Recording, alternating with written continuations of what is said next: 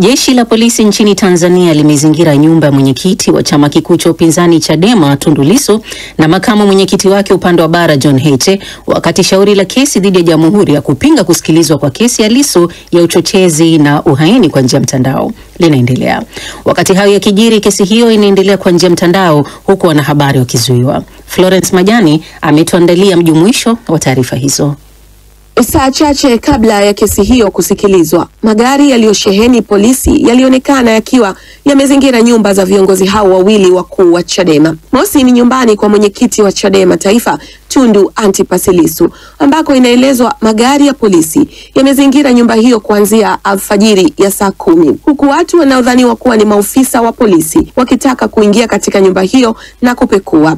Pili ni kwa makamu mwenyekiti wa Chadema John Heche, ambako nako magari manne ya polisi, mawili yakiwa mlango wa mbele na mawili mlango wa nyuma, yakiwa yamezingira nyumba hiyo, hali iliyomfanya kiongozi huyo kushindwa kutoka nje akihofia lolote kuweza kumkuta. Polisi wamezingira nyumbani kwa Lissu, na baadaye nikaja kugundua na mimi hapa nilipofikia Dar es Salaam kwamba polisi walikuja wakauliza walinzi kama mimi nipo. Walinzi wakawaambia sisi hatuna uhakika, hatujui kama yupo au hayupo, wakaondoka. Lakini saa 11 alfajiri wamekuja pale na wapo mpaka sasa hivi hapo nje.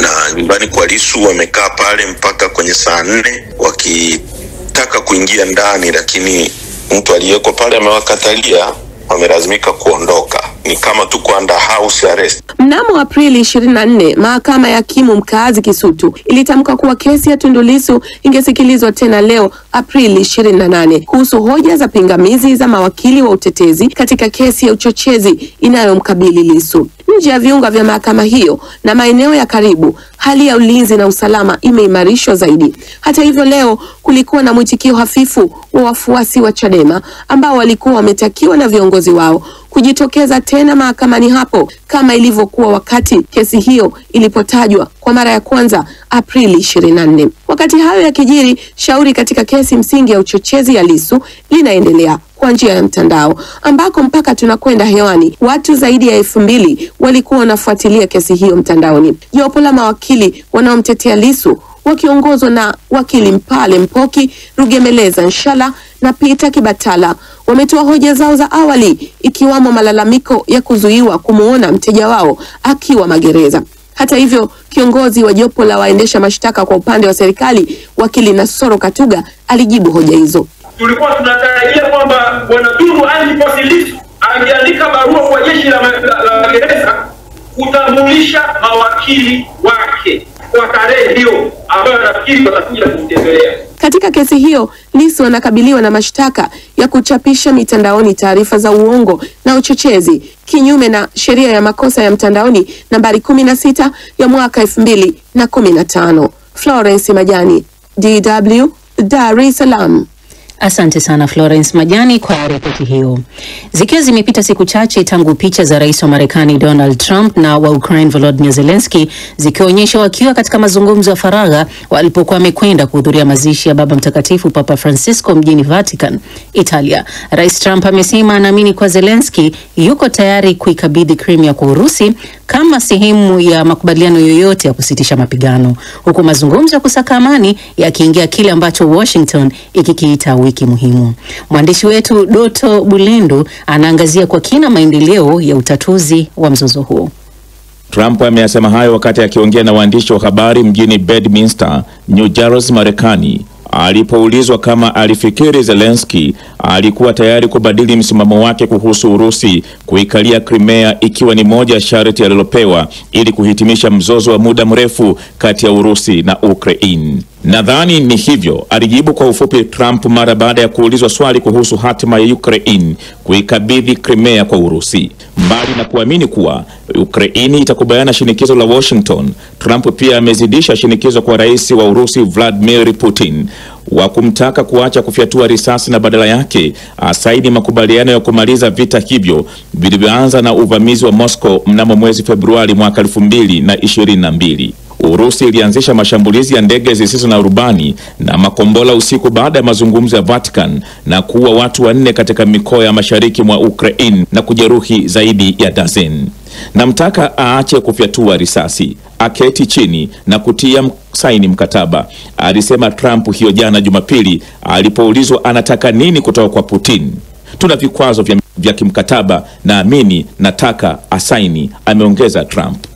Nayo Ukraine hapo jana ilifanya shambulizi kubwa la ndege zisizo na rubani katika eneo la Bryansk huko Urusi na kuua raia mmoja na kujeruhi mwingine. Washington bado haijaweka wazi mpango wake wa amani, lakini imekuwa ikisisitiza kutambuliwa kwa Crimea kama sehemu ya Urusi, hali ambayo Ukraine imekuwa ikigoma kama njia ya kumaliza mzozo huo.